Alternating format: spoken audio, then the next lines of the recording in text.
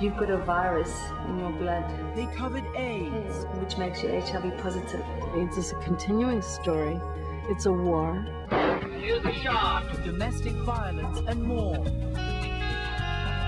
Over the next hour, we'll honor the recipients of this year's Alfred I. Dupont Columbia Award for Excellence in Broadcast Journalism.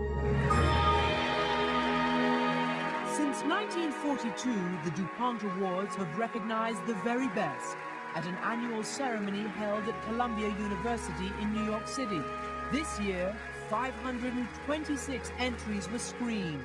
Just 14 DuPont silver batons were awarded.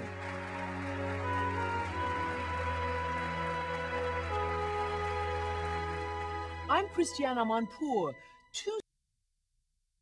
You just were diagnosing them every other kid. You can imagine, it's kind of eeny, meeny, HIV positive, HIV negative, HIV positive, HIV negative.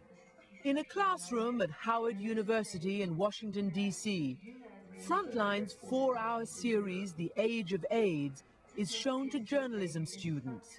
Becky was leading a nation with 5 million infections. Series producer and reporter Renata Simone was invited to speak. That was about 35 minutes, a whip around the world. It's a 4-hour series about the history of AIDS. It took us 6 years to make it. We did 171 interviews. We went to 16 countries. Do you see yourself as an advocate or as just a journalist? AIDS journalism is a little different in that there's a right answer. You can argue two sides of many questions credibly. But in AIDS, there's a right answer. Stop AIDS. Prevention works. Leadership is important. Stigma hurts. By the mid-1980s, the number of deaths was doubling every year. Doctors could offer little hope. After I got to about 15,000 patients that died, I stopped counting numbers. One of my patients that I had followed for a long period of time just asked me, should I just stop? I said, I can just give you the same medicines, but you're not going to get much better than that. So he said, no, then I want to stop,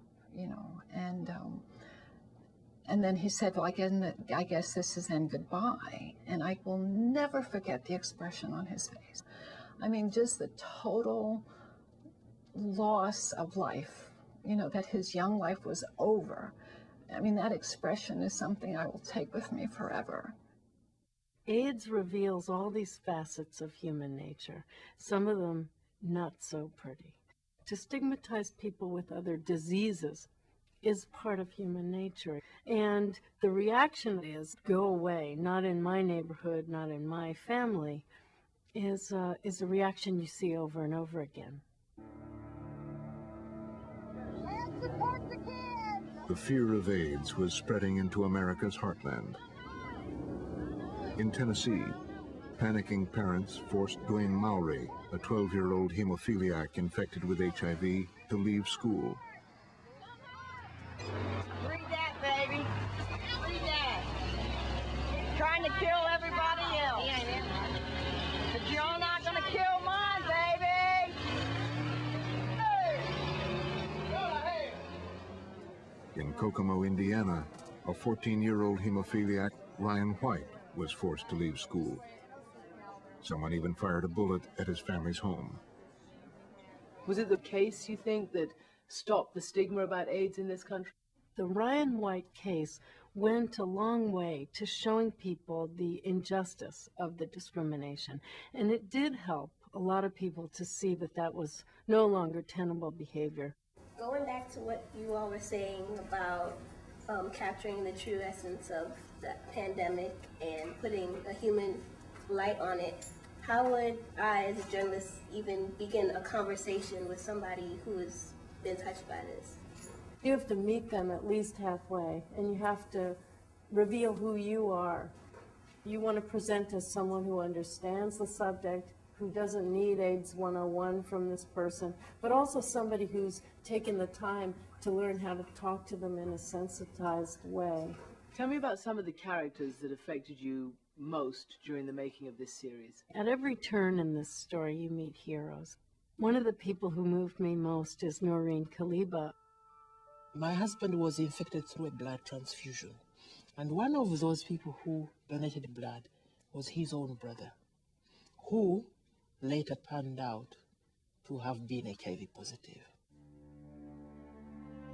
She encountered so much stigma, so much discrimination, and she swore that when her husband died, that never again.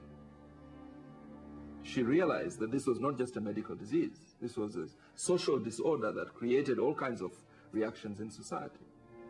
To fight that response, Noreen Kaliba formed Uganda's first grassroots effort, known simply as the AIDS Support Organization, TASO.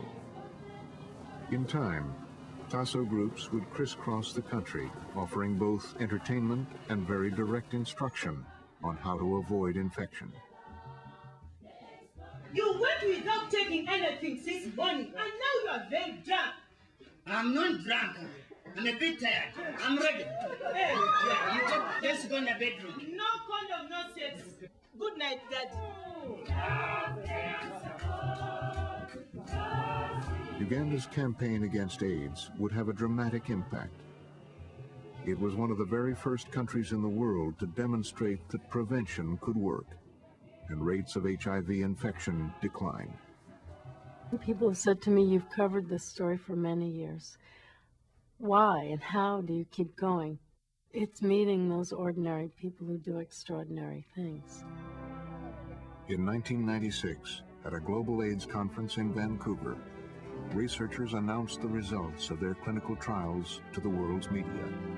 When doctors discovered the triple cocktail, it seemed that it would signal a new era in which AIDS was no longer a fatal disease. Was that the turning point moment? Yes, it's the heart of the series. The moment when the cocktail was invented was a key moment because it not only provided hope and meant that people with AIDS didn't necessarily face a death sentence. The people who were on disability got out of bed and started looking for things to do, and the funeral stopped and the inpatient units emptied out. It was a true miracle. At Vancouver, the news had been about the scientific breakthrough, not what the drugs would eventually cost, as much as $16,000 per year. It also revealed this truth that we have two worlds, not geographic worlds, but the two worlds of economics. So those who had access to the drugs would be saved. Those who did not have access would face that same death sentence. At the close, a Zambian mother addressed the delegates. She was dying of AIDS.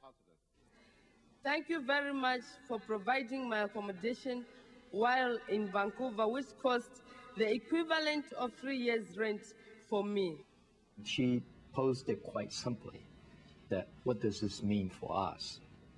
Our fate is the same. Thank you for my air ticket, the cost which would feed my children from now until they reach adulthood. God willing, thank you very much for listening. At the end of that meeting, I just was quite dejected because we were anything but one world, and we had anything but hope as we were preparing to head back. AIDS is a continuing story. It's a war. We have to cover it from the front lines, the battlefields, and on a continuing basis. I see myself as someone who brings the stories close to people so that they can see those truths and make decisions in their own lives based on that.